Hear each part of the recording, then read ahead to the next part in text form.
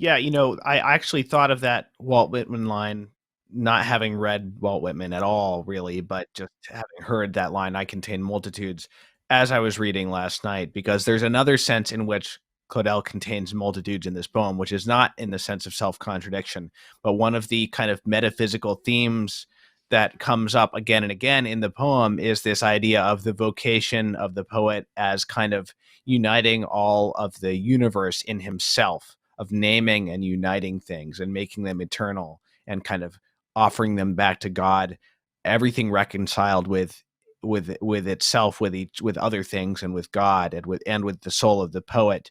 This was also very interesting to me, and I really picked up on it because I was like, this idea was very familiar with me from another book that I read about a year ago, by one of the poets who recommended this book, James Matthew Wilson. His book Vision of the Soul is very much about this same idea, this kind of cosmic vision of everything linked together. If I can just read a passage, a couple of the passages where Claudel references this. Yeah, yeah, please. I I know each thing, and each thing knows itself in me. I carry to each thing its deliverance. By my work, nothing remains alone, but is linked with another in my heart. And then again, it is Peter's vision when the angel showed him all the fruits of creation, every kind of animal, lowered in a sheet to earth, with God's blessing upon his free use of all. To me, also, every figure and form, every image of nature has been given, not as beasts for hunting and devouring, but so that I may gather them and make them present again in my spirit, each serving me to understand the others, a task better done with a living being than in metal or stone. And then one more passage on this. Let's see. Um, this is a different. This is where he's talking about the kind of making things eternal, or recovering the seed of the eternal that is in them from God. Um, I salute you, world liberal to my eyes. I grasp by what you are made present. The eternal is with you, and where there is the creature, the Creator has not departed. I am in you, and you are mine. Your possession is mine. And now in us the beginning resounds to the final end. The new day bursts. I do not know what angelic youth erupts from the source of day. My heart no longer beats in time. It is the instrument of endurance, while the imperishable spirit envisions passing things. But do I say passing? Here is where they begin again. And mortal? There is no more death with me. Each being, as it is eternity's work, so is it eternity's expression. Eternity is present always, and all present things pass only into eternity. So that theme kind of the poet's function, and I hope, of the function of man in general, but as especially exemplified by the poet, is present throughout these five odes. Yeah, absolutely it is. I would call it the the architectonic of the whole poem. It's the driving idea, the spiritualization of matter being the destiny, the appointed task of the human being. To use maybe a more Eastern Christian way of putting it. At least that's where I've got it from. Uh, yeah, just what is the spirit though? It's the breath, it's speech. Because one of the curious things is what does that mean?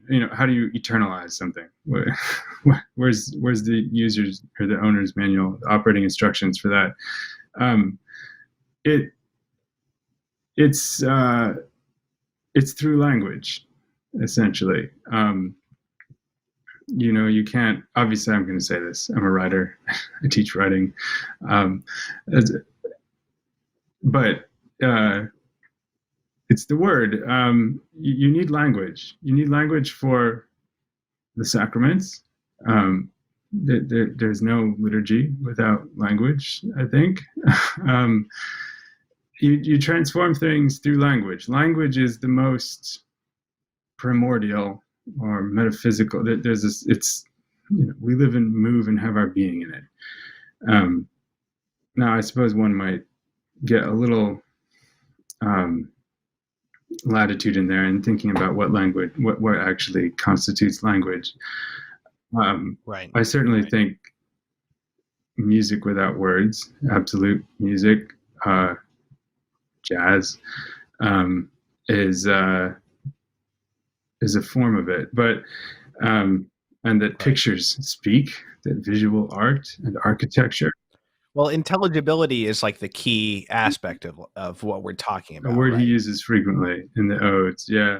But the interesting, so that's why music, even though it doesn't convey concepts exactly, it is intelligible. There is like a logos to it. Yeah, exactly. Logos would be a great word to use.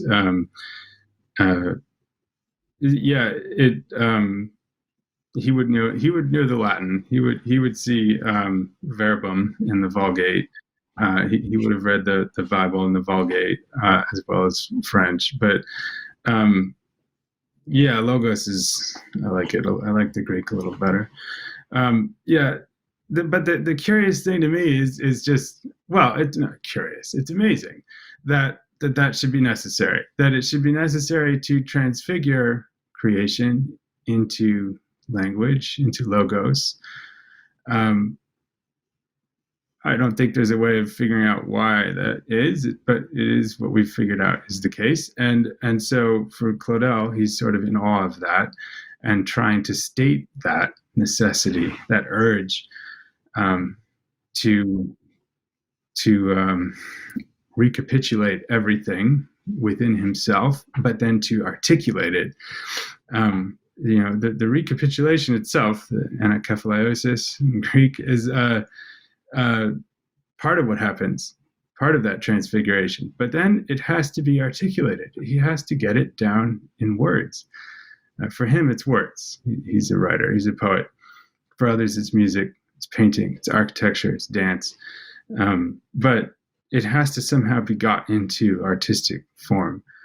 And that's just, that's the amazing thing, that he's trying to not only do that, but also express his wonder at the fact that is his task.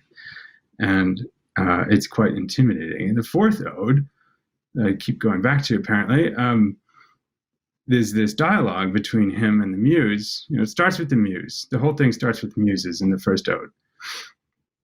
It moves through a kind of progression. And by the fourth ode, he's talking to a muse again, but she becomes a personification of grace, as per the title of the ode, and she announces herself as such in the fourth ode eventually. And he argues with her, and it ends on a rather bleak note, and he doesn't feel up to his vocation as a poet, because it isn't just a joyful, wonderful thing that the human being has this task of transfiguring reality, spiritualizing matter, through our unique way of embodying or incarnating logos. But it's also awesome in the traditional, in the old sense of that word. It's both wonderful and joyous and terrifying. And there's a bit of that intimidation in the Odes. Not a lot, because Claudel was a swaggering Gallic kind of man, which is charming to some people, off-putting to others, but I tend to like it more than I don't. And he's got a lot of spirit, a lot of vim and vigor, as they say. And so he's not going to get too intimidated, but he does have moments where that awesome task is disturbing to him.